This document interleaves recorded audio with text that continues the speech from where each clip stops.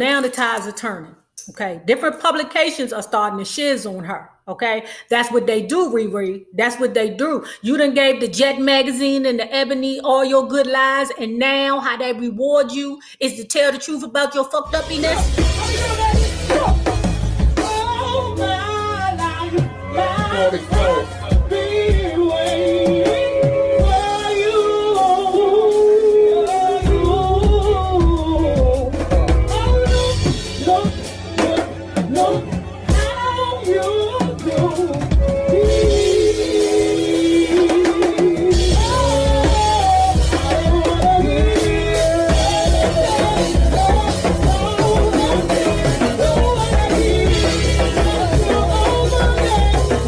Hello there, love bugs. Hello there, Bellas.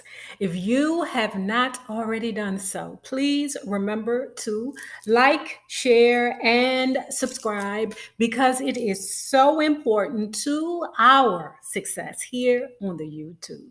And if you are not already a part of our book club, please hit the Patreon link below and or the join button here on the YouTube. And for a small $5 monthly fee, you can be privy to all the shenanigans before YouTube gets it, if the YouTube gets it. Now, let's talk about David Ritz, Respect, The Life of Aretha Franklin, Part 27. Y'all, we got one more to go before we do the Q&A. Okay. All right, guys. We left off. ReRe had just blew the peepers away with her operatic rendition of Nessun Dharma. I think that's how you say it. You know, opera people will correct me in the comments because that's what you then just do. Okay. But anyway, we thought, or Vaughn thought, that it was going to be a new venture for ReRe that would catapult her to the next level. Answer no, okay? Because ReRe ultimately could not deal with the restrictions of the opera world. Number one, you know it's a man there with a stick doing this stuff right here. The conductor, do. ReRe can't have that. Don't tell me how to sing the goddamn song. Tell the people how I want to sing a song. Not you, buddy. You can't be in control of me and the musicians. No, answer no. So that's one thing. The next thing was, you know, ReRe cannot be, flaking out on them opera people. Okay, them good rich white people do not tolerate that bullshit. They will take you down. So, you hear me? That dream was put back over there with the rest of the shit, you know, that she be talking about. She be dreaming, you know, like, yeah, just all that other stuff. On May 1998, she was back on the cover of Jet. She complained about the lack of offers for movie roles. Okay. In other areas, she was upbeat. She committed to losing weight. She was thrilled with the success, Rose, and Divas Live. Okay. And she was in love. When asked for specifics, she called him her mystery man. He's whomever is a cutie, she said. Okay. He's not in the industry.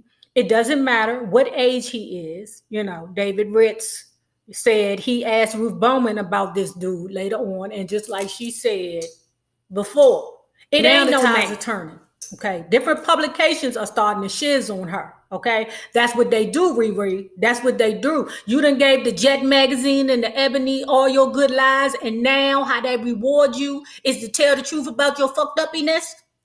But anyway, now, like Vaughn had said previously, Aretha Franklin does a lot of good that she does not require praise for. Okay. She does a lot of good in silence. Okay. Now, this particular year, what she did was she went down to, what hospital is this? The Henry Ford's Clinic.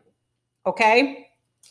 And entertained several patients, gave and lifted their spirits. I mean, if Aretha show up in your hospital, I mean, your spirits ain't going to be lifted. Hell yeah. I don't care how crazy the lady is. It's Aretha.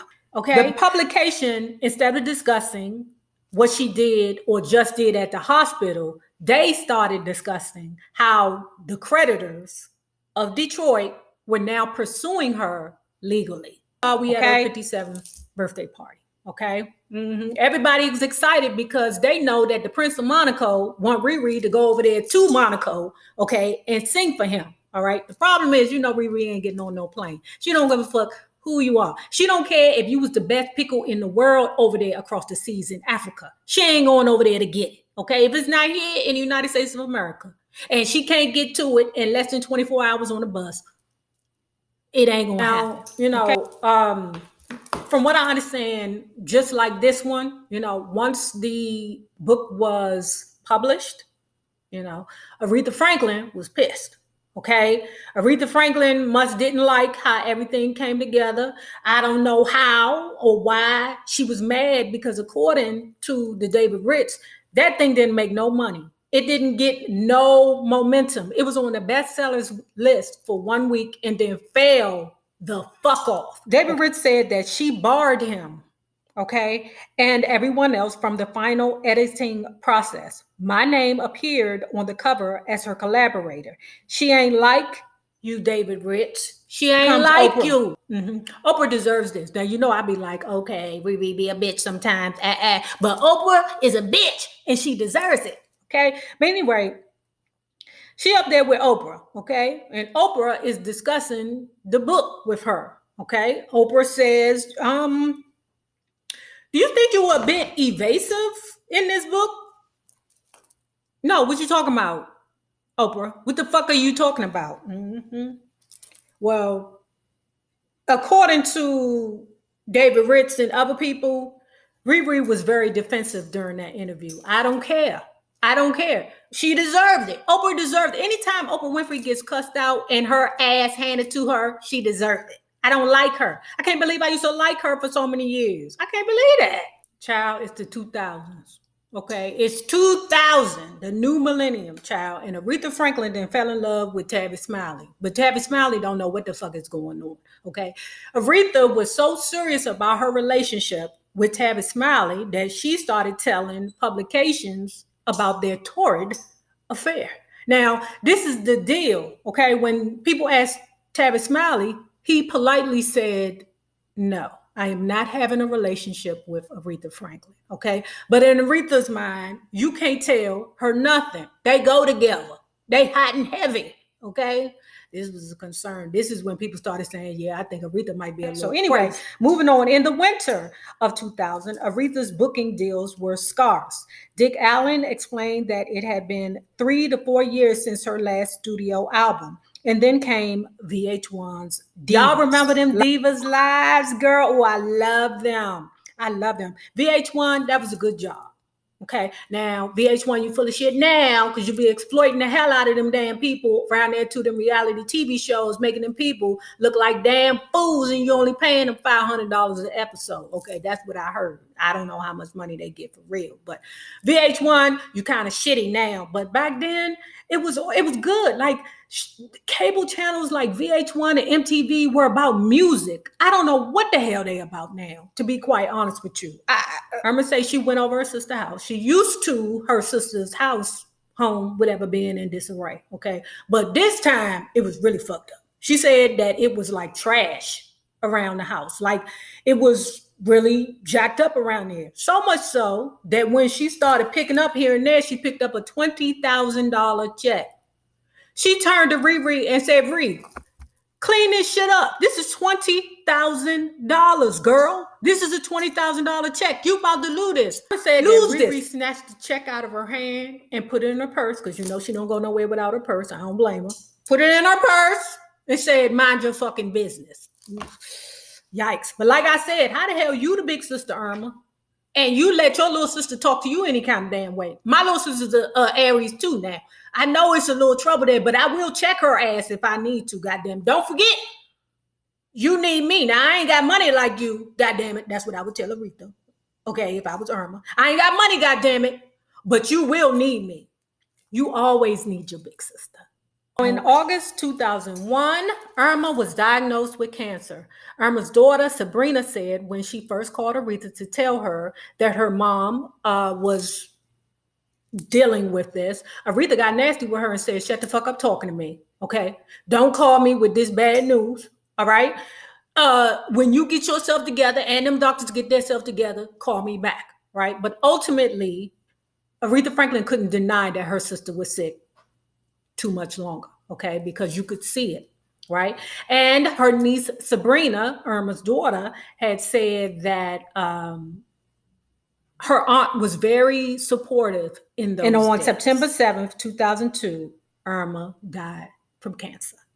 Okay, so in 2003, Aretha agreed to co-host a PBS segment on American Soundtrack. She loved it because she, again, got to work with her colleagues, okay, including Lou Rawls, Gloria Gaynor, Mary Wilson, and her ex-boyfriend, Dennis Edwards. Are you still fucking Dennis Edwards, ReRe? Was you still fucking him in your 60s? I don't know.